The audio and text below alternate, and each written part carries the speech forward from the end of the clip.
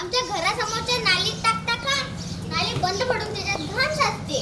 कचरा पेट्या आहेत ना, त्याच्यात जाऊन टाका. जाय हो, मला नको शिकू. आजच तर टाकला एका दिवसानं काय होऊन राहिलं.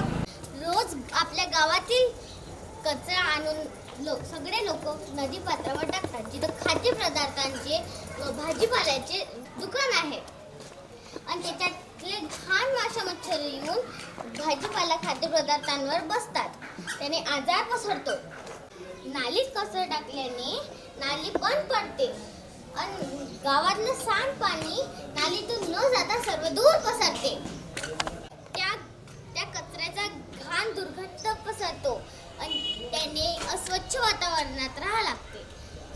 त्या अस्वच्छ वातावरणात राहून आपल्याला आजार होते. सरकारने आपलं काम केलेलं आहे, कचरा पेट्या दूर. आता आपली वेळ आहे.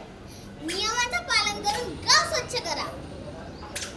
एवढ्याशा लहान मुलांना सरकारचं म्हणणं पडलं, मग आपल्याला मोठ्यांना एक पाऊल पुढे टाकायला काय हरकत आहे?